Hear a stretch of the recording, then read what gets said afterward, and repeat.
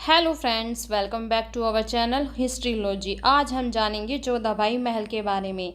आप सब वैसे तो जानते ही होंगे जोधाबाई के बारे में। अगर नहीं भी जानते होंगे तो भी कोई बात नहीं, आप इस वीडियो के माध्यम से जान जाएंगे। और हम जानेंगे कि जोधाबाई की महल में किस प्रकार की शैली, वास्तु और स्थापत्य का निर्माण कराया गया था। इसका निर्माण किसने कराया, कब कराया और किस लिए कराया, और अगर आपको यहाँ जाना है तो आप यहाँ कैसे जाएँ, हम इस सब की जानकारी आपको देंगे। तो इस वीडियो में बने रहें और इसे आखिर तक देखें और हमारे चैनल को लाइक शेयर सब्सक्राइब करें। तो चलिए बढ़ते हैं आज की वीडियो की तरफ।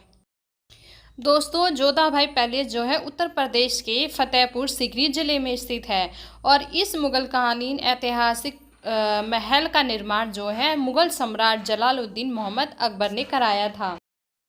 दोस्तों, जोधाबाई जो थी वो पहली हिंदू राजपूत रानी थी जिनका विवाह अकबर के साथ हुआ था और ये उनकी सभी रानियों में सबसे प्रिय रानी थी और जिस कारण इस महल का निर्माण उनके लिए करवाया गया था।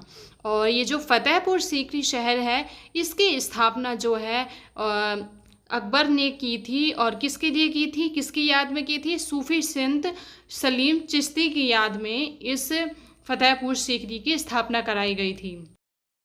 दोस्तों, इस महल की सबसे बड़ी विशेषता यह है कि यह मध्यकालीन युग में स्थापित हिंदू और मुस्लिम एकता का प्रतीक बना था और इसे ही 1986 में जो है यूनेस्को द्वारा विश्व विरासत स्थल में शामिल किया गया था।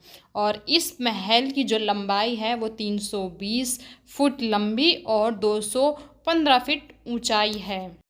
दोस्तों, अब हम बात करेंगे जोधाबाई के इतिहास के बारे में। जो नहीं जानते हैं कि जोधाबाई कौन थी और उनके पिता का नाम क्या था, तो चलिए अब जानते हैं। जोधाबाई, जिनका असली नाम जो था हीर कुंवारी या हरकाबाई के नाम से इन्हें जाना जाता था, इनका जो जन्म हुआ था वो आमेर के प्रसिद्ध राजा भारमल के यहाँ पर 1542 में हुआ था।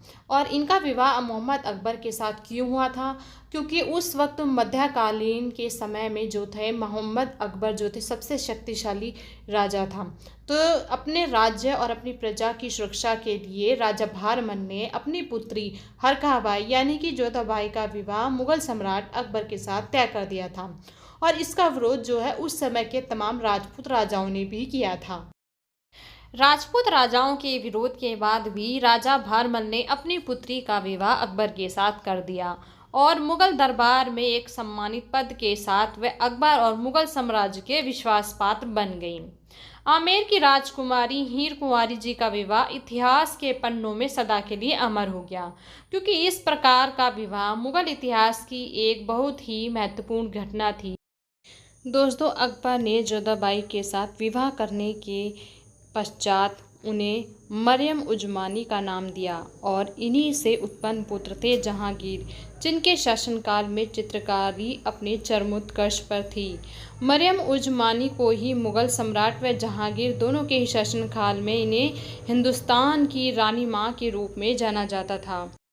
दोस्तों, जोधाबाई जी के अगर हम शासनकाल की बात करें तो उन्होंने 43 वर्षों तक मुगल साम्राज्य की सेवा की थी और वो पहली हिंदू मुगल महारानी थी जिन्होंने 43 वर्षों तक मुगल साम्राज्य की सेवा की थी। दोस्तों, अब तक हमने जाना जोधाबाई के इतिहास के बारे में। अब हम जानेंगे जोधाबाई का जो महल है उसका स्थापत्य कला कैसे निर्माण किया गया है। तो दोस्तों, अगर हम बात करें जोधाबाई जी के महल में जिस शैली का इस्तेमाल किया गया था उसमें राजपूत और इस्लामी दोनों का मेल किया गया था और इसको 1570 के आसपास इसको बनाया गया था।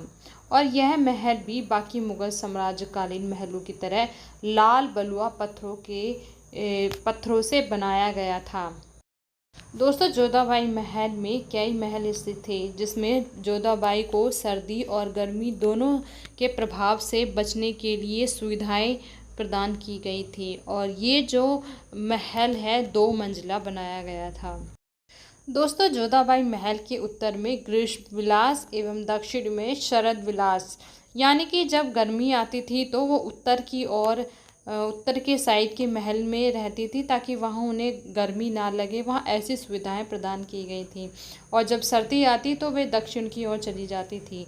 महल के समीप ही स्थित है एक मरियम की कोठी। यह एक छोटी सी इमारत है जोधाबाई का जो महल है वो आगरा के प्रसिद्ध पर्यटक स्थल फतेहपुर सीकरी के मरीन महल के दक्षिण पश्चिमी तरफ स्थित है। मुगल बादशाह अकबर ने अपनी दूसरी पत्नी यानी कि जोधाबाई के लिए इस महल का निर्माण कराया था। दोस्तों, ये जो महल था ये 2 मंजिला इमारत थी। इसका जो मुख्य दरवाज़ा था वो दक्षिण की तरफ खुलता था। इमारत पर जो है हिंदू स्थापत्य का प्रभाव है, चाहे वह कारीगरी में हो या फिर दीवारों पर चित्रकारी में।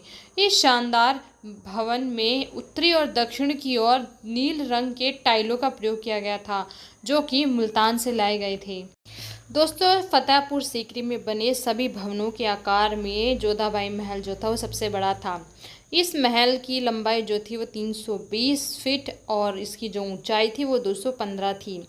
और इस महल में की गई सजावट जो है वो दक्षिण के मंदिरों से प्रभावित थी। इसमें गुजरात के कारीगरों का प्रभाव साफ दिखाई पड़ता है। और दोस्तों, इन महलों में जो खम्भे थे ना, उन पे शहतूत और घंटियों की साकरों जैसी उमड़ी डिज़ाइनें हिंदू मंदिरों जैसी ही बनी हुई थी।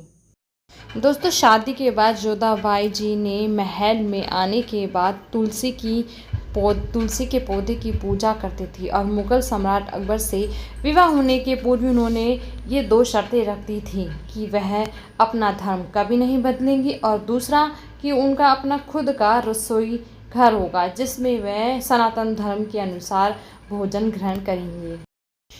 और दोस्तों, अकबर ने इन दोनों ही शर्तों को मान लिया था। फिर उन्होंने महारानी जोधाबाई के लिए एक अलग रसोई घर का निर्माण कराया और एक पूजा स्थल का निर्माण भी कराया, जहां जोधाबाई जी अपने आराध्य की पूजा करती थी।